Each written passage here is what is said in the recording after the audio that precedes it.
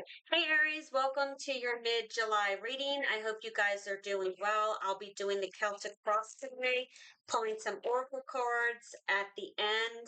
So let's see what comes out. Just a reminder, I do pull 12 cards every day, so one card for each zodiac sign, 7 days a week. So check out the shorts to get daily messages for that. Also, click the subscribe button and click the little bell so you'll get notifications when I post. And let's get started to see what Spirit has for you today.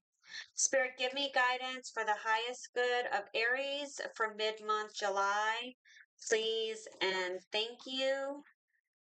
All right, Aries, let's see what we have for you today. So, in your foundation, your current situation, we have the Hangman. In your crossing energy, we have the Emperor. In what you need to focus on is the Ten of Cups. In the past, we have the Hierophant. In your strengths, we have the King of Cups. In your near future, we have the Eight of Wands. In your advice, we have the Two of Cups. In your environment, we have the Nine of Wands. In your hopes and fears, we have the Page of Cups. And in the overall potential outcome here, we have the Two of Pentacles. So a lot of good energy here. We have several major arcanas, right? So let's go ahead and get digging into this. Ooh, there's some lightning and thunder outside, so if this glitches, I'm sorry, because there's a bad storm that's about to hit, so just FYI. Um, so with the hangman here in your foundation, there's a need to hit the pause button and take a breath, like to reflect and gain new perspective and gain new insight on a current situation, and also a need to watch and let things unfold, okay? Because with the emperor in your crossing position, it's telling me that there's something you need to take ownership with in this situation. And some of you need to just release the control of a certain outcome to let go and step into like a new sense of empowerment.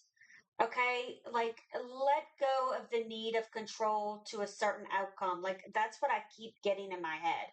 With the 10 of Cups here on your focus, I feel like you need to focus your attention on creating your own happiness, a new happiness. And I want to say, never look to someone else or something else for your happiness. You really need to find that happiness within yourself, because like you're gonna never know true happiness if you can't find that within yourself. And there's also a need to focus on the present, like the here and now, instead of just focusing about the future or the past. With the Hierophant in your past position here, I feel like you need to break free from some sort of rigid structure or belief you have. So let me give some examples because it's going to be different for everybody. But like, say you're married and you want to get a divorce, right? Well, maybe you think it's an issue because it's religious, because I got married and I took these vows and, I said this, and it's preventing you from it because you're truly not happy. And it's like that's really something to look at, because the higher power, whether you believe that's spirit, God, the universe, we're not meant to just live a life of you know mediocre, or oh, it could be worse, right? Like, yes, we could say things aren't worse, but if you're not happy, you're supposed to live a loving and fulfilling life. That is what this journey is all about, and I feel like has been preventing some of you from moving forward. Another example could be, maybe you're telling yourself, oh, I can't break up my family.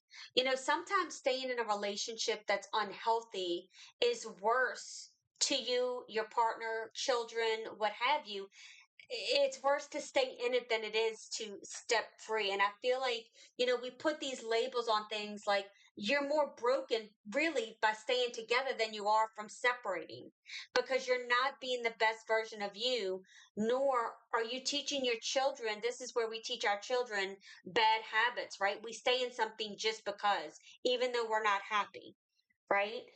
This could also be with a job. I'm just giving examples, okay? With the King of Cups in your strength, it's like you're able to navigate through this challenging situation, okay? You're able to channel emotional strength here and resilience and face this and demonstrate your ability to have self control, is really what I'm getting. With the Eight of Wands here in your near future, I do feel like you're going to need to move quick on something as well as the need to embrace change because it's time to propel forward. With the Two of Cups in your advice, it's like it's time to focus on building and strengthening your commitments, especially commitments to yourself. And that's truly what I'm getting here. It's a lot about building the commitment upon yourself because I feel like you've committed to so many other things. It's like you've kind of lost yourself in all of it. With the Nine of Wands here, in your environment, I do feel like you need to hold your ground on something. And I also want to say, don't allow past betrayals and letdowns to get in your head and prevent you from moving forward. With the Page of Cups here in your hopes and fears, I feel like you're entering a new phase here where your emotions and creativity are really guiding you. And that's really what I'm getting for your hopes and fears. Like it's more of a statement to tell you to get out of the fear and still have hope because there's some type of offer or invitation or proposal, could be with work or what have you, that is coming your way. With the Two of Pentacles and the potential out. Okay, it just thundered, so I don't know if it looked like it glitched. I'm sorry. With the Two of Pentacles and your potential outcome, it's like it means you're going to be successfully balancing the responsibilities. Not you're going to learn. It's like you're going to go from maybe struggling to maintain some type of equilibrium to really balancing something out here. It's you're going to be learning to manage time, your energy, your resources effectively, balancing your priorities, right? And because I feel like you've been in a place of overcommitment and stress. And I feel like all that is changing for you because you're going to be navigating through the challenges and opportunities presented, which is going to then bring you to a healthier balance, being able to prioritize effectively and really make conscious decisions about how you allocate your time and energy. And it's like you're really finding a way to harmonize the different aspects of your life rather than letting them pull you in to a negative or conflicting place. So let's go ahead and pull two nature lesson cards here. Let's see what we have for Aries. And two flipped over, three flipped over. So I'm going to take all three. So the first one is introspection and rebirth, winter solstice. The winter solstice marks a time of introspection and rebirth. As the longest night begins to fade, embrace the opportunity to shed old patterns and prepare for new beginnings. This is a time of transformation where the seeds of renewal are planted for the journey ahead. You have, let me move this over a little bit. Sorry about that. Expression and release. Anger is a powerful emotion that calls for expression and release. Don't suppress your anger, face it head on. Express it in healthy ways and let it become the driving force for transformation and progress, not a roadblock. Wisdom and harmony. Embrace wisdom through harmony today. Let go of chaos and find peace within. Wisdom isn't just knowledge, but balance in every part of your life. But like a dolphin in calm waters, trust your inner flow and let harmony guide you. Very beautiful. All right, let's see what the intuitive oracle card has for you. Spirit, give me guidance for Aries. What is the message for Aries? Okay, you have two. Reflect and listen. Reflection brings insight. Take time to listen to your inner voice. Let me move this up. Body wisdom. Listen to your body's subtle cues. It holds the answers you seek. And let me pull a Cecil Journey's Oracle card for you for Aries, and I'm going to read the meaning because I really like the meanings of these cards. Like they go really in depth, hence, it's all about the water here. Let's see. Aries, what do we have for Aries? Okay, so we have allow. It says, may you soften into what is. So let me pull the meaning of this card real quick. And it says, the sea cannot be fought or controlled or resisted. The tides cannot be stopped.